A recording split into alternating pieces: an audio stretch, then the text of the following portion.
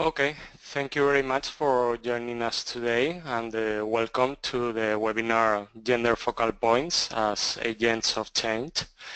We are talking about gender mainstreaming as a process of change, the role of gender focal points, and also about the strengthening capacities of these gender focal points.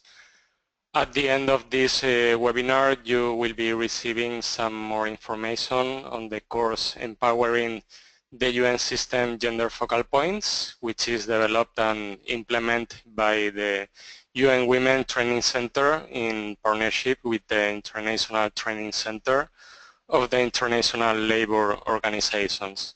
We will have 20 minutes of presentation, followed by several questions. Please share them at the end of the presentation using your chat. This presentation will be given by Alicia Cipher, the Training Center Program Coordinator at the UN Women. Alicia has specialized in gender, public policy, and also education. We have your contacts, so we will send you more information about this course and also about this presentation, which is being recorded. So, Alicia, the floor is yours.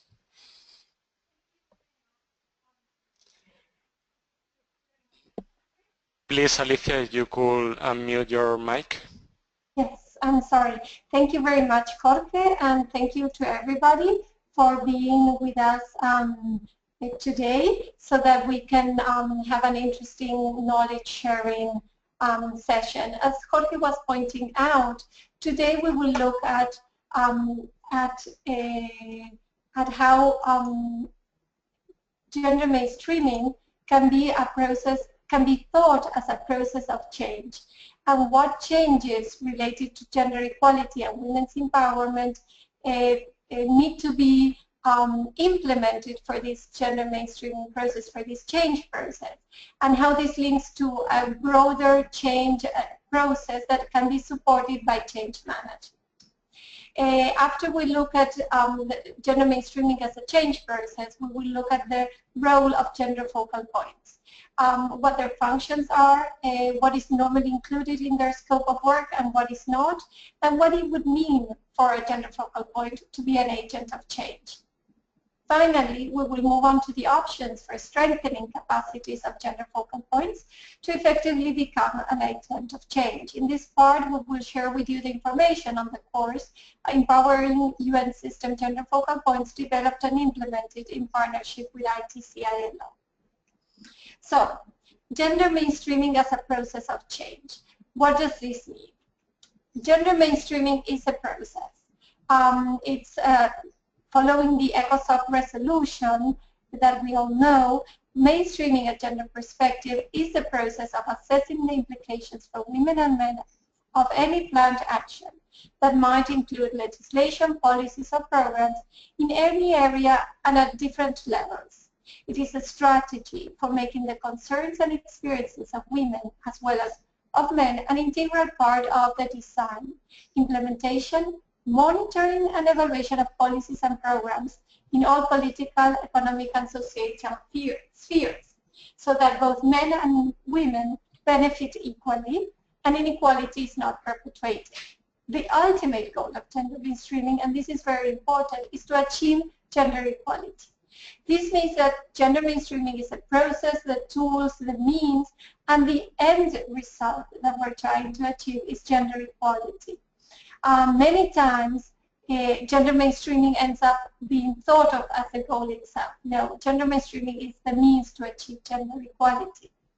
So we're seeking, in this process of change, we're seeking for a positive change in the relationships between men and women, between boys and girls, in their access and to and control of resources. In this concept of gender mainstreaming, it's important to clarify, two important concepts. We have often talked about them, but I would like to highlight them here. One is equity, which refers to the process of treating men and women fairly according to different life conditions, status, and priority needs. Sometimes to treat each one fairly, we need to in a way, treat them differently. Equality refers to men and women enjoying the same rights and access to resources and opportunities. Given that there are different life conditions and status, sometimes, as we said, treating different people in the same way will not lead to equal results or benefit for everyone. It will mean that some people might, or some groups might be benefited more. For these reasons, this is why we look for equitable solutions, for specific measures to make sure that the access to resources and assets is the same. In other words, we use equity as a means to achieve equality. So the main change we're seeking for is increased equality for men and women, boys and girls. So if we think about what entails in this change, we can consider how difficult this change process can be. All changes are different. If we look at our cartoon, we can see very clearly that even when the change means that things will be easier for us, that the task at hand will be much more, will be solved in an easier way with less effort on our side, we are still used to doing things in a certain way. So we are not going to change the way we do things. So imagine how difficult it could be to change something, to change for gender equality, the changes involved for gender equality, when gender equality relates to our own identity, to our personal beliefs, to the way we think and understand the world to be organized, and what being a man, a woman, a child means. So even more, we do need to consider what it takes to change, how people consider change to facilitate this process. Change management is a discipline, and it considers the process, includes the process, tools, and techniques to manage the people side of change to achieve the required outcome. So here, as we were saying, gender mainstreaming is one of the biggest, it's a very big, if not one of the biggest changes. When gender is mainstreamed into a project or program, the objectives, the stakeholders involved, the activities, the target audience, the evaluation methodologies change. The way the project is managed or the program is managed also changes. There is a typical change cycle that includes different feelings and situations. The slide that you can now see in the screen shows this typical cycle. At first, here, I don't know if you can see my mouse circling the first figure on the left. We are happy. There's happiness. At last, something is going to change. There are expectations and motivation for this change to happen. These expectations need to be clearly managed and to ensure that they can be fulfilled properly, and that there's no that this doesn't act like a boomerang against the change process afterwards. After the happiness, there is some questioning, even fear, some anxiety. How is this change going to happen? What will change? What personal impact might this have on me? How it will affect me? This is important because when change processes happen, the people side of things, let's say, it always has to do with the personal situation. And this will also give us a key for implementing change afterwards. We will get back to this afterwards. So then we go down, where in our lower point, change brings a lot of distress, sometimes even depression. We don't know how everything will be solved. Nothing seems certain anymore. Everything is different. And then, as the change is implemented, new tools are provided, capacity strengthened, there's a gradual acceptance. Okay, this might work. It's a big effort, it needs to be done, and we're going to do it. So we start going up the hill with a lot of effort, as we can see from our figure here, but it's possible. And then we start seeing that there is a possibility, that there is a brighter future, and that the change will provide positive effects. It's good. I mean, this change will have good results. So and then we are standing again at a higher point in our hill, where the changes has been implemented and is part of our, I mean, the new processes or the new way of doing things is part of our everyday and regular modalities and means of work. It's no longer something new. So why is managing this process important? Because there might be, for example, when people feel disillusionment, when people feel depressed, somebody might say, oh, well, I'm not going to be part of this. I'm going to run, they run away. They're out of the process of change. Or they might deny that the change is needed. This is very common as a form of resistance. Or this is not so. There is no gender inequality here. Everybody's happy. There's no discrimination. So they just move out. It's a way. All these reactions can hinder the change and transformation process. So from a change management methodology, there are a few steps, let's say, that we can take to ensure when promoting a change process, when implementing these changes. The first one would be to present the future solution and engage the stakeholders in this process. Foster a sense of ownership through participatory methodologies. Make everybody feel part of the process and not something that is just top-down. In a true participatory way, this means that when the solution is, let's say, or the process is presented, and if it's truly participatory, this means that the original proposal might change when presented to stakeholders.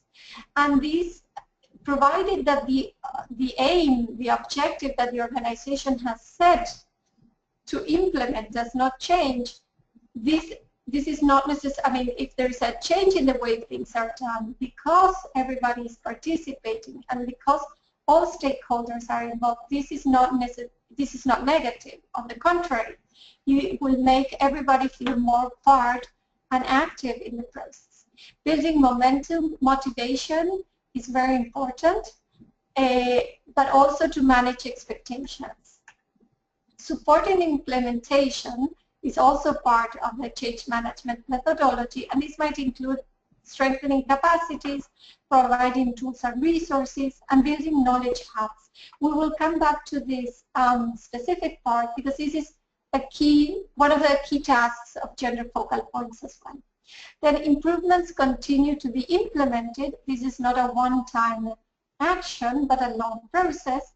And at the end, it's important to be able to measure progress and share the results, which can also be motivating, and also to share lessons learned that can help improve the process in the future. So what is the role of the gender focal points in a process such as this, or in the organizations that led to this? Well, first and foremost, gender focal points, they are change agents. They are not, though, change management experts, so it's important to consider what the real possibilities and the real responsibilities of them would be. Gender focal points are regular staff that have their own duties, and they have one portion of their duties is to be gender focal points. This includes advocacy and for increased attention to an integration of gender equality and women's empowerment in the agency's policies and programming, and in the related area of work of development partners.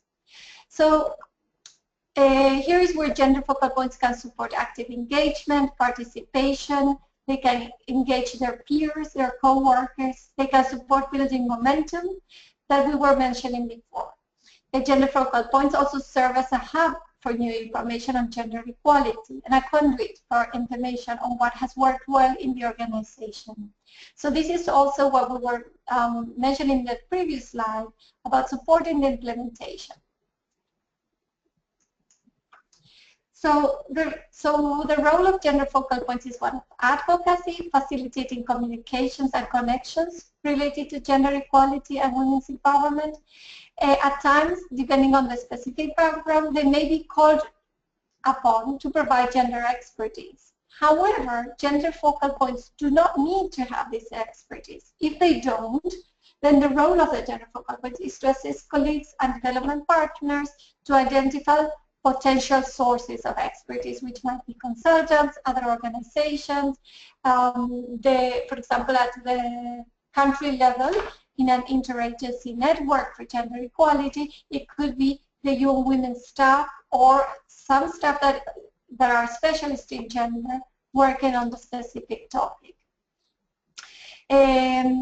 It's important, one word of caution, and I would like to reiterate this, is that gender focal points do not substitute institutional gender specialists that have to be working in the agency, the organization, in a full-time basis.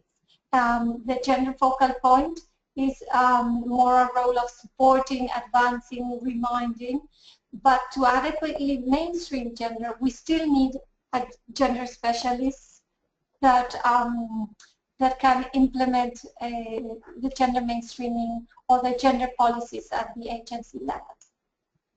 So here we can look at some specific roles of the gender focal points. These may differ from country to country, from agency to agency, of course, as with many other roles within the organizations. The exact duties will also depend on the type of organization, the kind of gender architecture in place in the organization, and also the post and function that each gender focal point has. Is it a program role? Is it a policy role? Is it gender focal point within human resources, within operations? Because the gender focal point is always going to push, advance gender equality within the area of work that he normally has. This is a generic, I'm going to mention now a generic list of responsibilities that we have adapted and consolidated from a set of terms of reference that UNDP in Turkey have prepared for their own gender focal points. So these are general possibilities. They might and it's also, please remember, it's also for the country level. Gender focal points at other parts of the organization might have some of these functions and some that are, may not include any of these functions.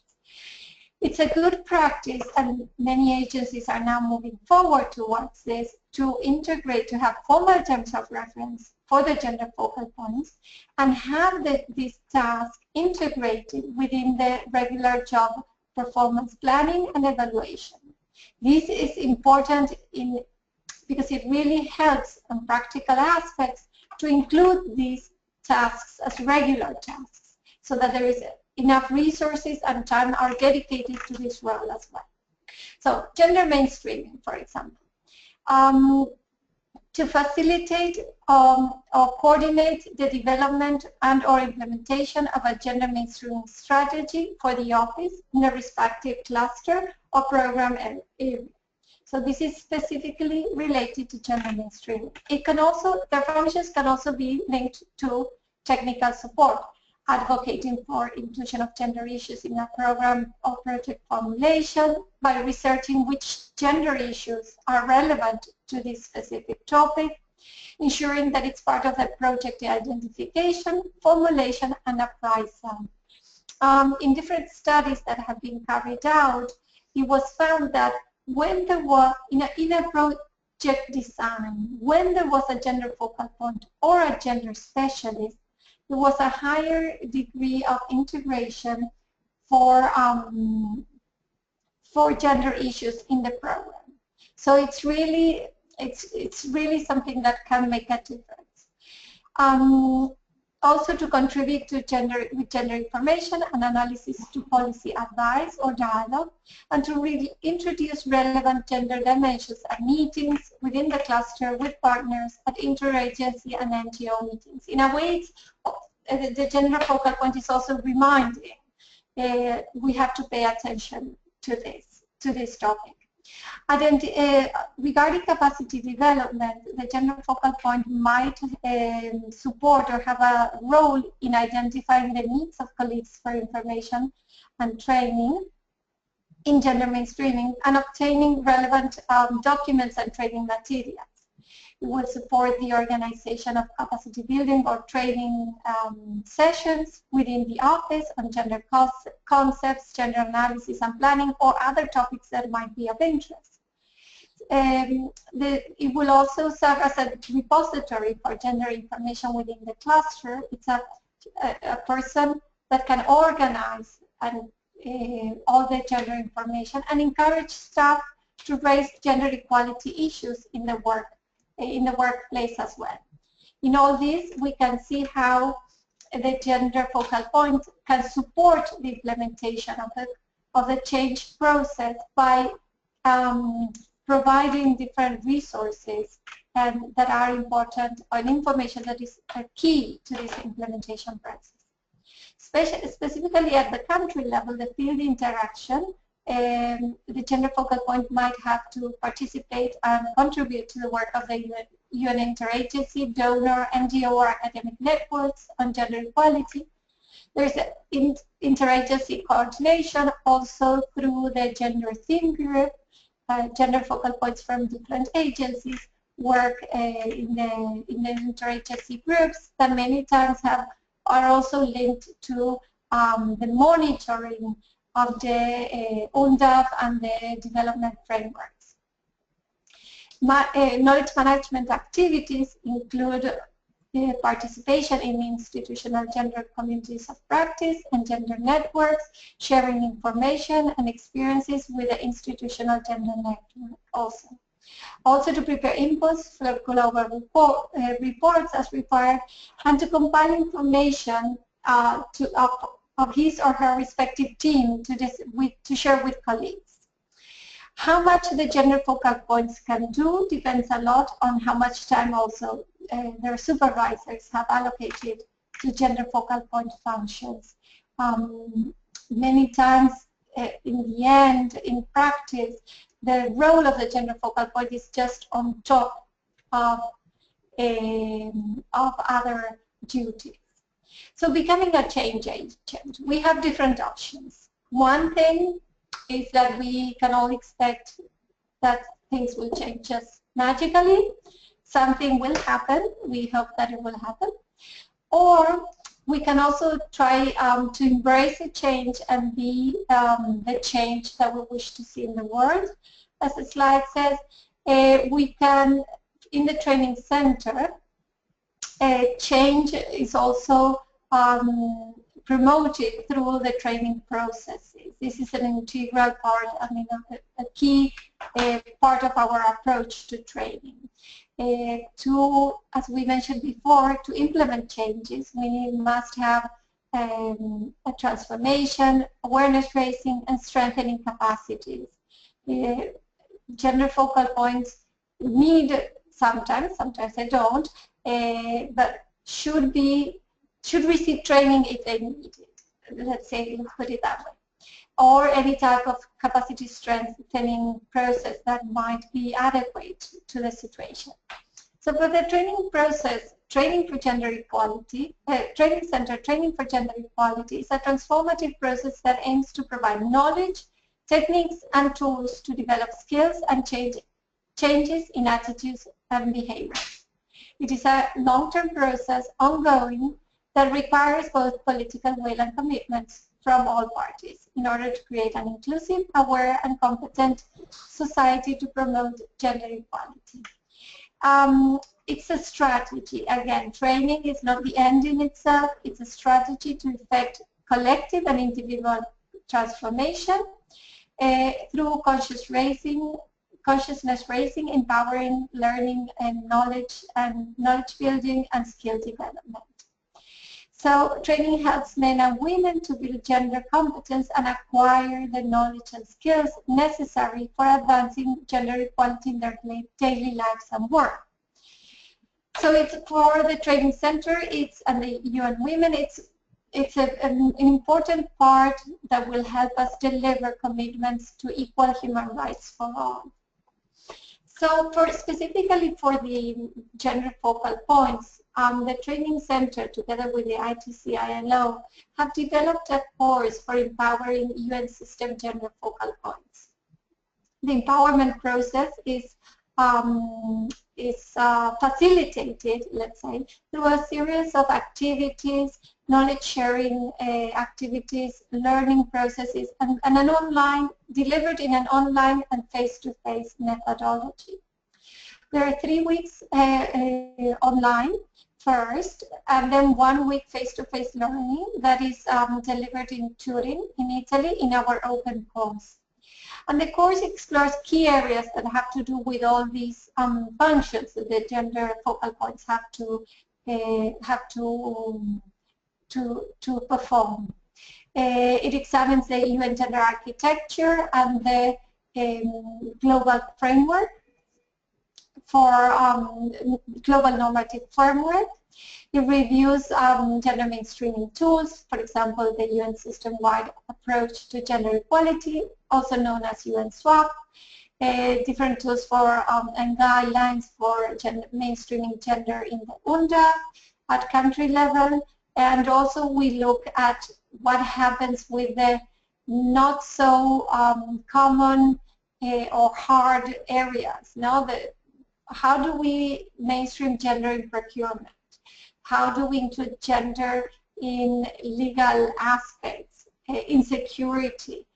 We try to look at all the different aspects of the organization. So at the end of this training, gender focal points have increased their knowledge of basic gender concepts.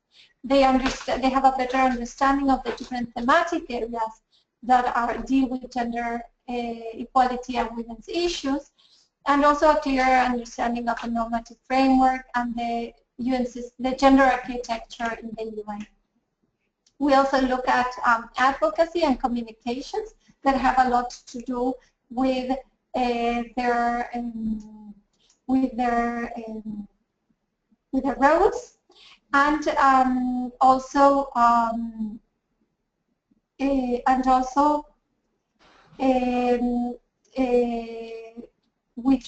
we promote building a community to encourage discussion and sharing good practices, as well as the access of resources and tools. So I think I will stop here, Jorge, and then we can continue afterwards through some questions. Okay.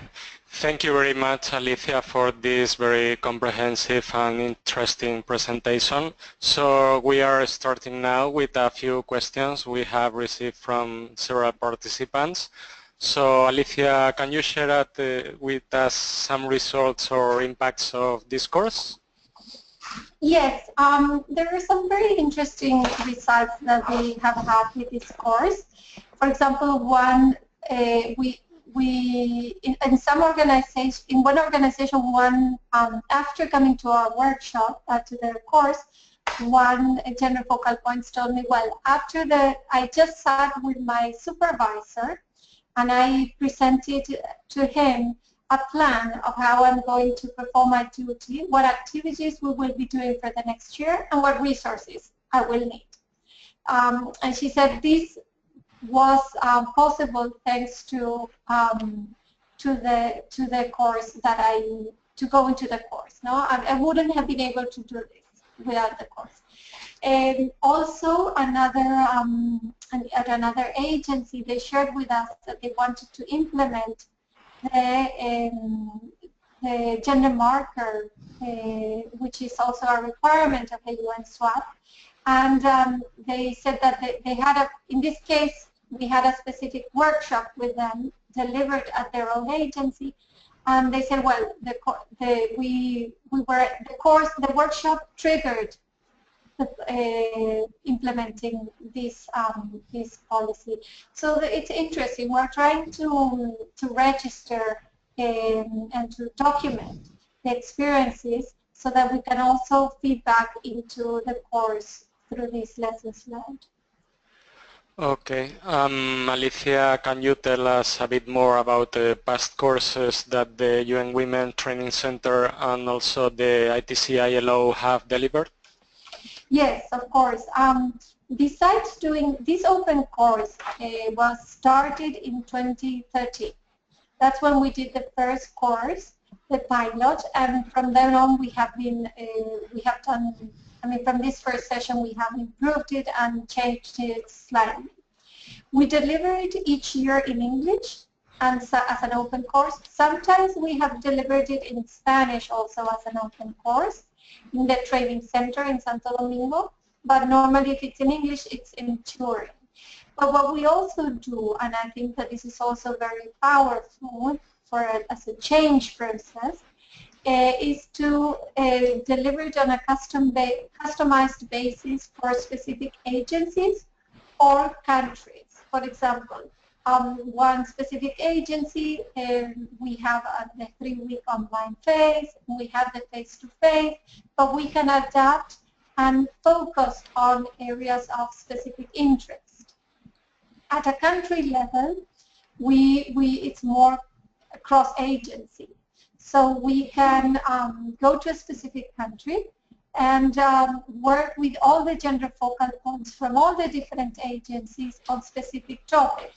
And this is also helpful to when a specific action plan process is included at the end of the workshop.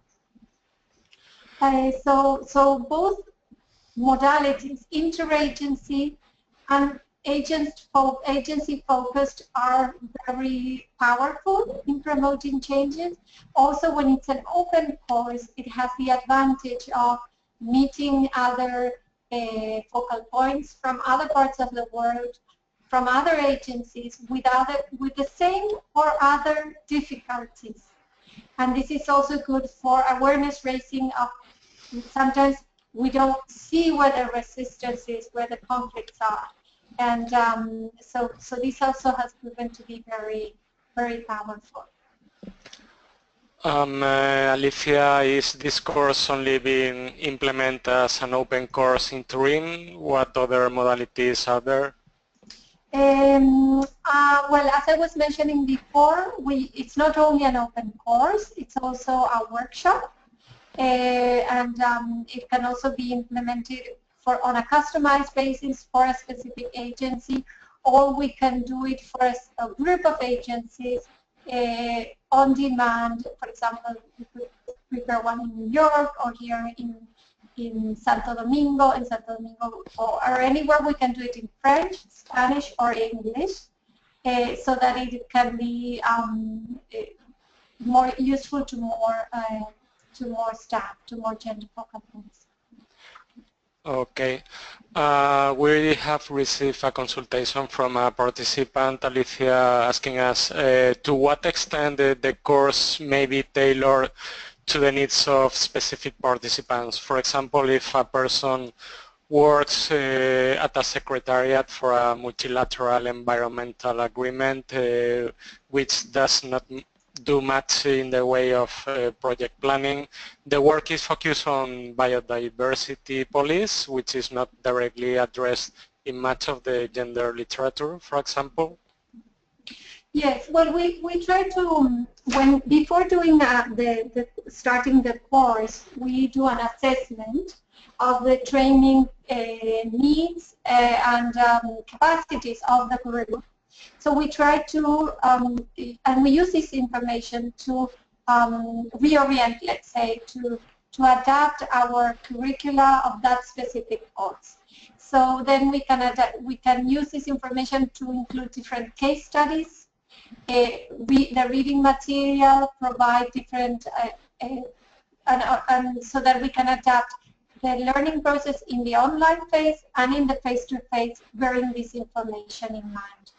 Of course, an open course is always a bit standard in a way, but we have had some interesting solutions regarding this so that we can make it more responsive to everybody's needs. Because it's true that gender focal points don't always do programs, are not always involved in the UNDAF, and sometimes they just do communications. There's no programming. They support policy, political issues, and advocacy. So we try to have a little bit of everything, so that and to respond to needs as much as possible. Thank you for your clarification, Alicia. Patrick Dinal is wondering whether this training can be delivered in English in locations other than Turin, for example, in the South America region, which would include Jamaica, Panama, Brazil, and other countries.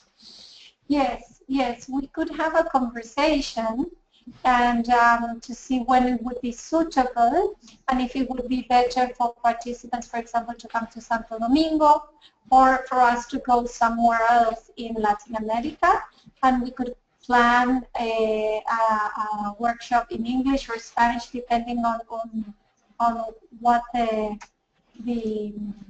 location would be and what the interested public would be. And we could deliver pretty much the same course with some adapting the content to the particular needs as much as possible. This is a possibility, and we can discuss this after the webinar, of course. Okay, thank you, Alicia. So I think we don't have any other question so far. So I think we can finalize the webinar. So please receive our apologies for the mistake with the beginning of the webinar, and keep in mind that we have your contacts, so we will send you the information about the course and also this presentation, which is being recorded. So thank you everybody for your participation, and see you soon. Okay, thank you very much to everybody for the participation, and we look forward to continuing conversations in the course and through other means in our e-learning platform as well. Thank you very much. Thank you. Bye.